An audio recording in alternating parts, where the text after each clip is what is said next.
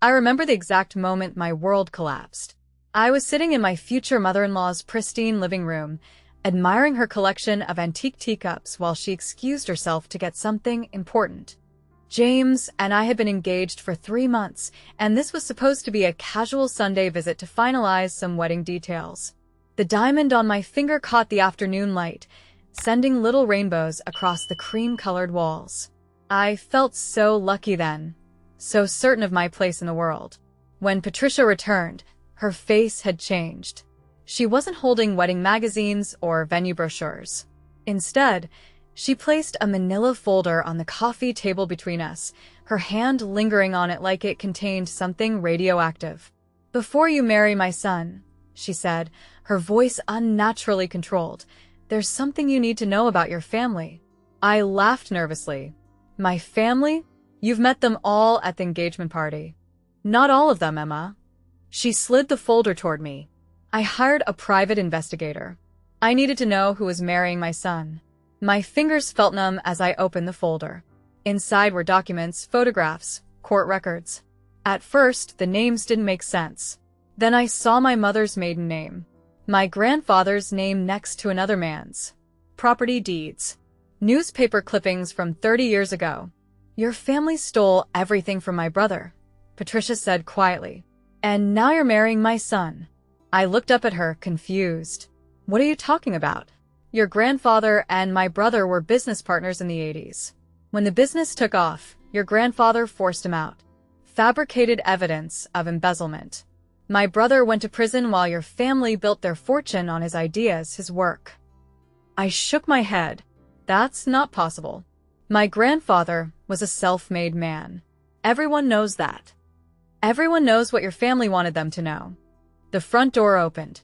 James walked in, his smile fading as he took in the scene, his mother's rigid posture, my pale face, the documents spread across the table. "Mom? What's going on?" That was 6 months ago. 6 months since I discovered that everything I thought I knew about my family was built on lies. 6 months since James broke off our engagement, unable to reconcile who I was with what my family had done.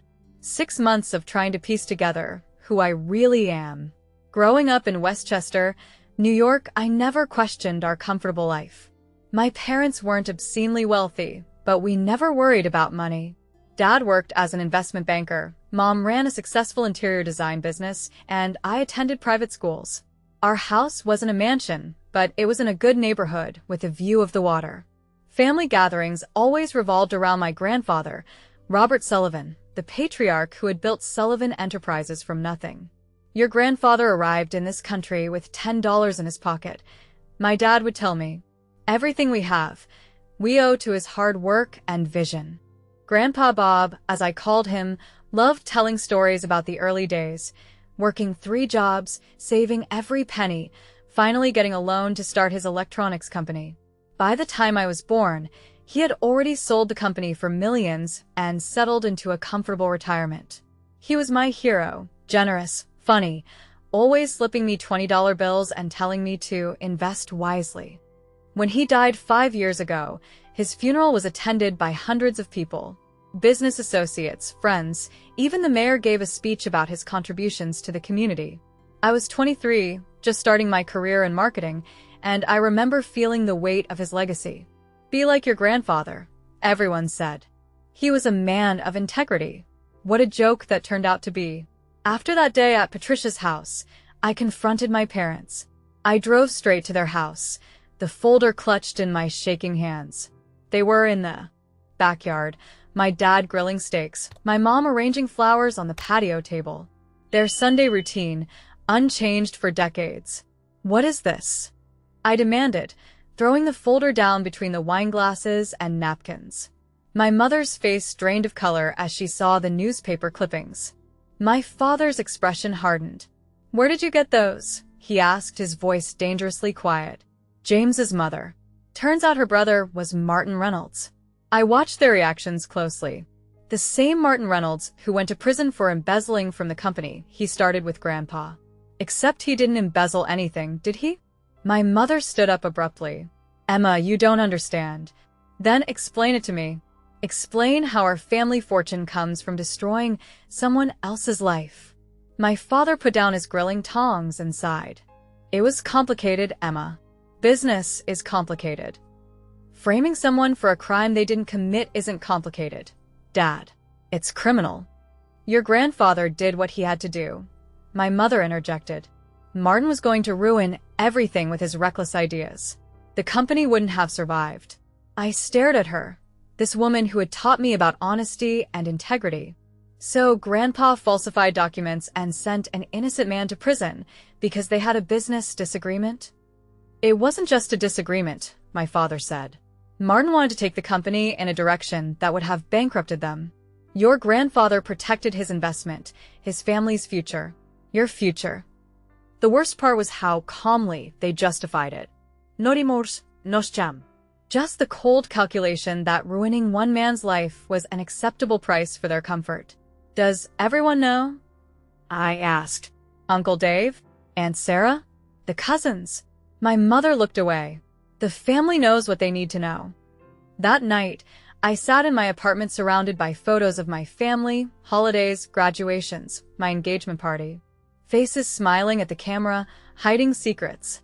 I thought about James, how quickly he had distanced himself from me after learning the truth. I can't be part of this, he had said. My mom has been carrying this pain my whole life. Her brother died in prison, Emma. He died believing no one trusted him. I couldn't blame James for ending things. How could he introduce me to his family, knowing what mine had done to them? But his rejection still cut deep. I had lost my fiancé and my identity in one afternoon. Over the next few weeks, I tried to learn everything I could about Martin Reynolds. I found old articles about the trial, about Sullivan Electronics' meteoric rise after his conviction. I even tracked down his daughter, James's cousin Rebecca, who lived in Boston. She agreed to meet me at a coffee shop, her eyes wary as I approached her table. She was about 10 years older than me, with the same blue eyes as James. I wasn't sure I wanted to meet you, she said as I sat down. What exactly are you hoping to get from this conversation? The truth, I said simply. I just found out everything about my family is a lie. I need to understand what really happened. Rebecca studied me for a moment. My father was brilliant, she finally said. He designed the circuit boards that made Sullivan Electronics successful. He and your grandfather were supposed to be equal partners, but when big investors started showing interest, suddenly there were discrepancies in the accounts.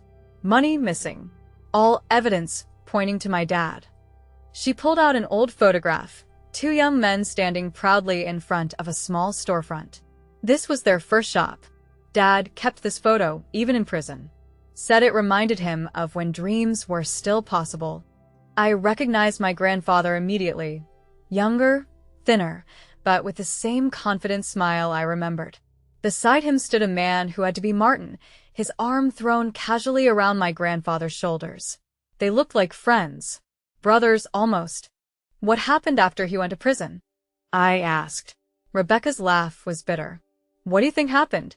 My mom couldn't handle the shame. She moved us across the country, changed our last name.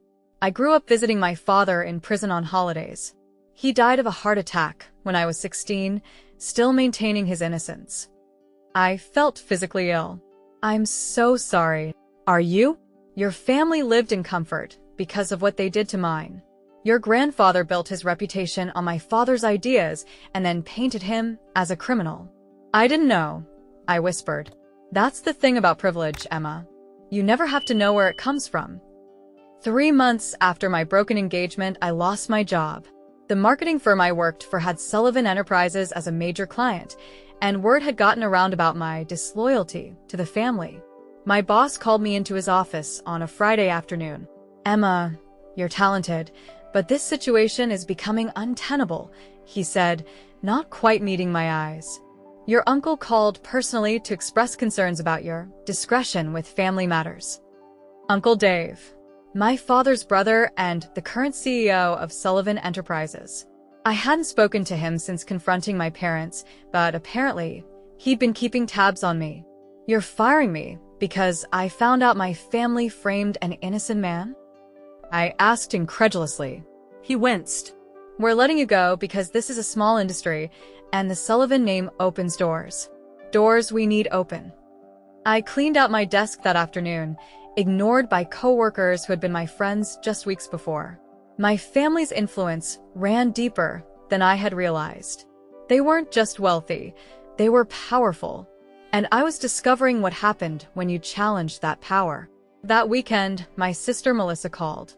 We had always been close despite our 5-year age gap, and I had been avoiding her calls, unsure how much she knew.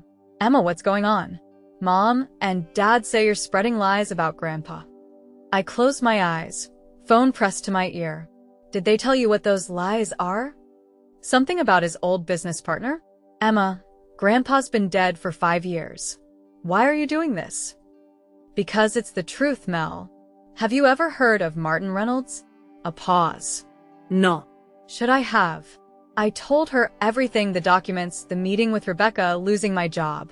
By the end, she was quiet. Mel. Are you still there? I need to process this, she said finally. If what you're saying is true, it is true, then I don't know who our family is anymore. Neither did I. A week later, I received an email from my father's attorney. The family was cutting me off financially, the trust fund Grandpa Bob had set up for me, the allowance I still received, embarrassingly at 28, even my health insurance. The email was coldly professional, explaining that my actions against family interests necessitated these steps. I hadn't realized how dependent I still was on family money. My apartment, my car, even my lifestyle had been subsidized by Sullivan wealth. Wealth built on Martin Reynolds' stolen ideas and ruined life. That night, I drank an entire bottle of wine and called James, sobbing into his voicemail.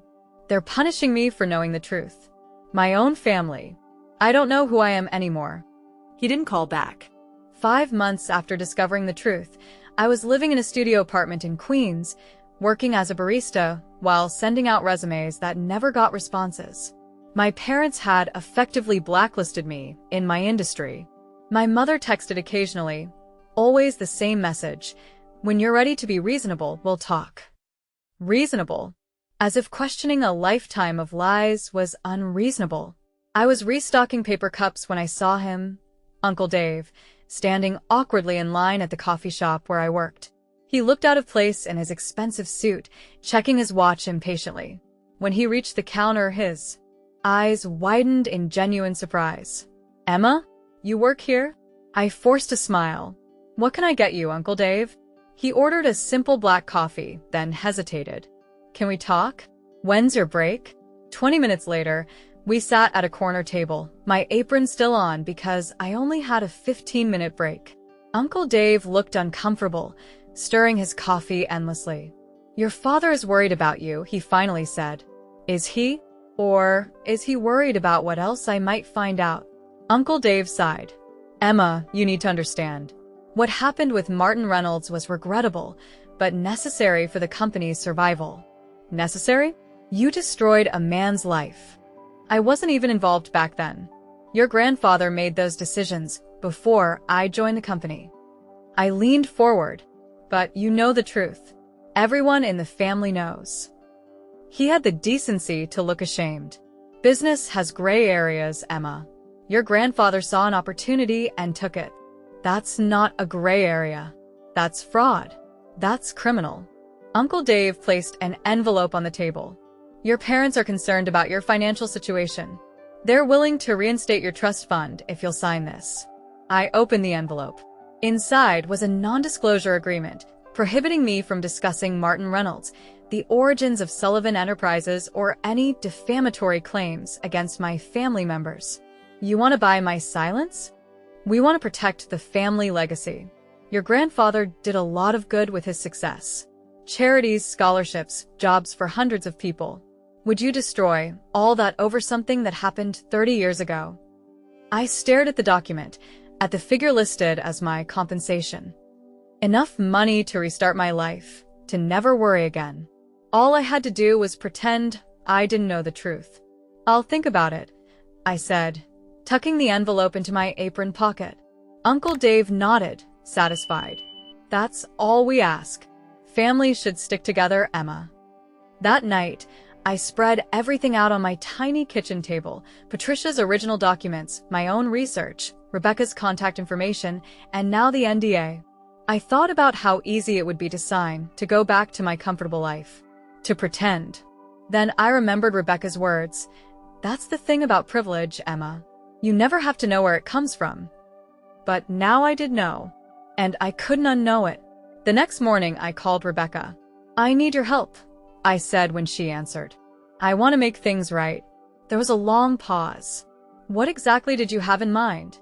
I have documents, proof of what really happened, and I'm willing to go public with all of it. Another pause. Why now? Why are you suddenly on my side? I'm not doing this for you, I admitted. I'm doing it because I can't live with myself if I stay silent. My family wants to buy my silence, and I can't sell it. 2 weeks later, I sat across from a reporter from the New York Times, sliding copies of documents across the table. This is everything I have about how Sullivan Enterprises really started, I explained. How my grandfather framed Martin Reynolds and built an empire on stolen ideas. The reporter looked skeptical. These are serious allegations against a respected businessman and philanthropist. I know. He was my grandfather. But Martin Reynolds deserves to have the truth told, even if it's decades too late. The story broke on a Tuesday. By Wednesday, my phone was exploding with calls from family members. That single, unfinished voicemail from my sobbing call to James had been leaked to a tabloid, painting me as a hysterical, jilted lover seeking revenge. The first wave wasn't just anger, it was a coordinated attack. My father's call was dripping with cold fury. You have destroyed your grandfather's memory. You have destroyed this family. I hope you're happy, Emma. You're no longer my daughter. My mother's was worse. She was weeping, her voice a torrent of guilt and manipulation. How could you do this to us? After everything we gave you? We protected you, and you repay us by spitting on your grandfather's grave. Uncle Dave didn't bother with emotion. He was all business. You've just made the biggest mistake of your life. Our lawyers will be in touch. We will sue you for defamation until you have nothing left. And you already have nothing. He was right. The story became a sensation. The Sullivan legacy, built on a lie, the headlines screamed. My face was plastered everywhere, next to old photos of Grandpa Bob shaking hands with senators. Sullivan Enterprises released a statement calling my claims the baseless, malicious fantasies of a disgruntled family member. I became a pariah. The few friends who hadn't already ghosted me now crossed the street to avoid me. My landlord served me an eviction notice, citing unwanted media attention. I felt the full, crushing weight of my family's power. It wasn't just about money. It was about the ability to shape reality, to paint me as the villain in my own story. The only person who called and didn't scream was my sister, Melissa. She was terrified. They're going to ruin you, Em. They're talking about the lawsuit, about proving you're mentally unstable. Are you calling to tell me to give up?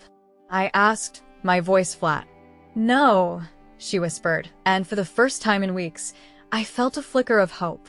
I'm calling because I found something in Mom's attic. An old box of Grandpa's papers. He kept journals, Emma.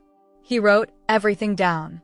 3 days later, Melissa met me at a diner halfway between Queens and Westchester. She slid a worn leather-bound journal across the table. Her hands were shaking. I'm scared, she said, but I can't let them do this to you. What he did to that man, it was wrong. That night, Rebecca and I sat in her Boston apartment, poring over our grandfather's spidery handwriting. It was all there. Not a confession, but a cold, pragmatic accounting of his actions. Martin is a dreamer, not a businessman. His sentimentality will be the death of us. I must protect the future. My future. He detailed the steps he took to create the false paper trail, his frustration that Martin refused to see reason, and his chilling conclusion is an acceptable loss. With the journal, everything changed. The New York Times ran a follow-up story with excerpts. Public opinion, which had been skeptical, began to shift. The narrative of the unstable daughter started to crumble, replaced by one of a corporate dynasty built on a brutal crime. Sullivan Enterprises, facing a stock price in freefall and a board in open revolt, was forced to act.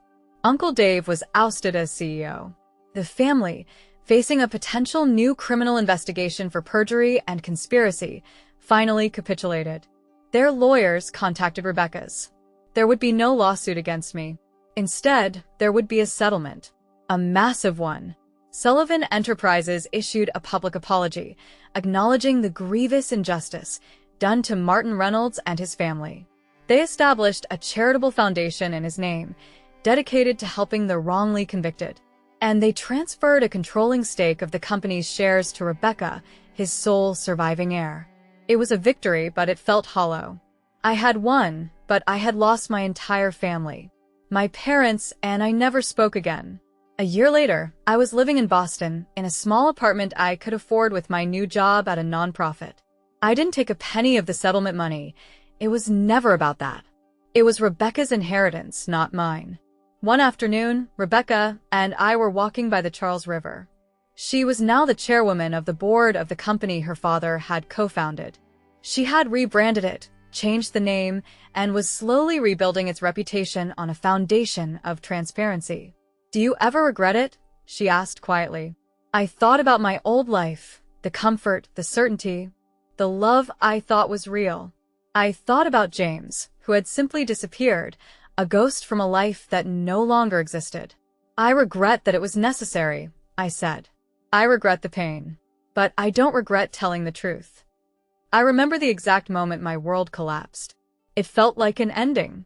But as I stood there, watching the sun set over the water, I realized it wasn't. It was the moment I was finally set free from a legacy of lies. It was the moment I started building my own.